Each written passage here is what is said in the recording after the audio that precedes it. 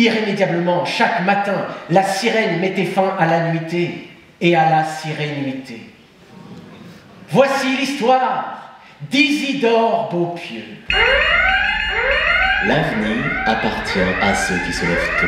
Le temps d'une semaine, Metz s'est transformée en capitale du rire pour la 3e édition du Festival d'humour.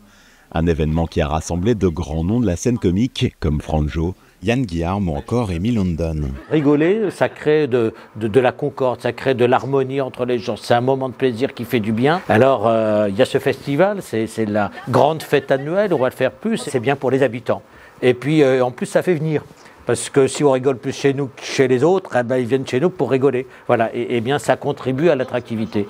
13 artistes au total pour un casting 4 étoiles et 9 spectacles à mourir de rire. Une programmation riche et de qualité qui a permis de toucher près de 3000 spectateurs. C'est de multiplier les spectacles, d'aller vraiment dans toute la ville et de faire des spectacles populaires qui s'adressent à toutes les générations. C'est, je pense, ce qu'on a réussi à faire. J'amène beaucoup de talents émergents, donc souvent on me dit mais il n'y a pas de tête d'affiche. Bah si, c'est des têtes d'affiche dans le stand-up et ceux qui suivent vraiment des stand-uppers, ils savent qu'on a ramené des bons. Une belle occasion pour le public de découvrir ou redécouvrir des humoristes, à commencer par le plus local d'entre eux, l'une des principales têtes d'affiche du festival, le Messin Michael Hirsch, qui jouait pour l'une des dernières fois son spectacle à l'Arsenal, Je pionce donc je suis.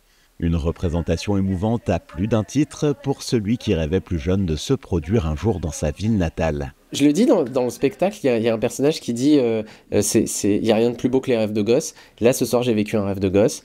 Ça va rester dans ma mémoire. Quand je suis rentré dans la salle de l'Arsenal tout à l'heure, j'ai pleuré parce que c'est fort, en fait. J'ai vu tellement de spectacles. C'est une manière, finalement, de mesurer un peu le chemin parcouru et l'occasion aussi d'être plein de gratitude vis-à-vis de la vie. Donc, c'était très intense. De l'émotion, des découvertes et des rires qui ont résonné dans chaque recoin. Et les sourires, eux, ont fait écho bien au-delà des murs des salles.